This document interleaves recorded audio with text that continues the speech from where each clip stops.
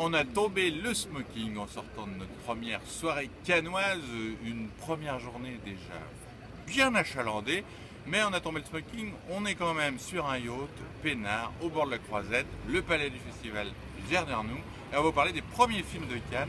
Le tout premier, c'est un film d'ouverture, c'est un film français, Thierry Frémaux avait annoncé une sélection française pléthorique. C'est aussi une sélection qui marque le retour du cinéma social.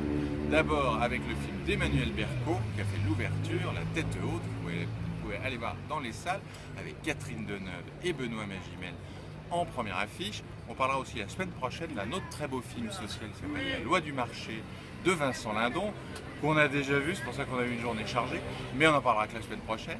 Et en attendant, on va parler du film d'ouverture. La Tête Haute d'Emmanuel Berco, c'est l'histoire de Maloney, un jeune délinquant de l'âge de 6 ans à l'âge de 16 ans. Pendant 10 ans, il va passer 2 centres éducatifs pour essayer de le ramener dans le droit chemin à l'aide d'un éducateur joué par Benoît Magimel. Et avec des rendez-vous, il en a de la chance, avec une juge pour enfants qui est nommée Catherine Deneuve. Les 3 mots pour La Tête Haute: 1. Docu, 2. Fiction, 3. Docu-fiction. La Tête Haute, c'est un film bien pensé, mais jamais bien pensant. Emmanuel Berco avance sans tambour ni trompette, elle cherche jamais le spectaculaire, jamais le misérabilisme. A priori, c'est un film absolument linéaire pendant les 10 ans du parcours de Maloney. Simplement, elle arrive à avoir une intensité assez exceptionnelle dans la direction d'acteur.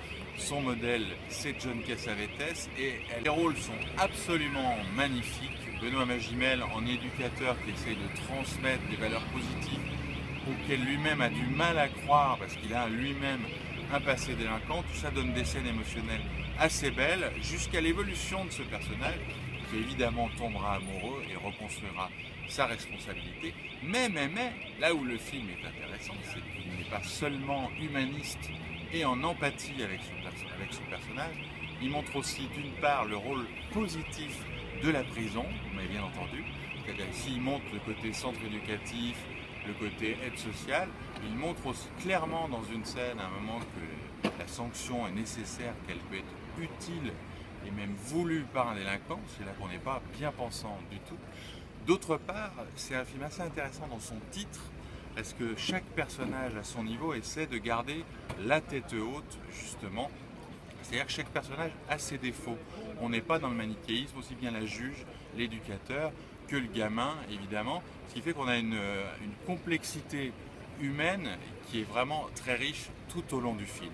Et puis si c'est un très beau film, c'est aussi parce qu'il y a une certaine demoiselle à l'intérieur de ce film qui est le véritable centre de gravité et qui s'appelle Catherine Deneuve. Au bout de 30 secondes, c'est sa voix qui ouvre le film en voix off, au bout de 30 secondes, vous ne savez plus que c'est Catherine Deneuve, vous avez devant vous une juge pour enfants. Elle est absolument extraordinaire, aussi bien dans l'écoute que dans la prestance. Et elle est un peu le cœur de gravité de ce film. C'est vraiment un de ses plus beaux rôles. Elle avait déjà tourné avec Emmanuel Berco. Elle s'en va sur un autre thème. Ici, elle trouve un des grands rôles pour ce beau film en ouverture de Cannes, qui en prime a été tourné chez nous, en Rhône-Alpes. On est chauvin. Alors la note, ça démarre fort, car cette année, nous tenons à préciser que nous avons décidé d'aimer tous les films, jusqu'à ce que ça craque. Alors il y a un suspense intense, tous les jours à 9h vers une vidéo. Peut-être qu'on n'aimera pas un film. Pour le moment, on aime, et là on aime jusqu'à 8. Très belle nuit.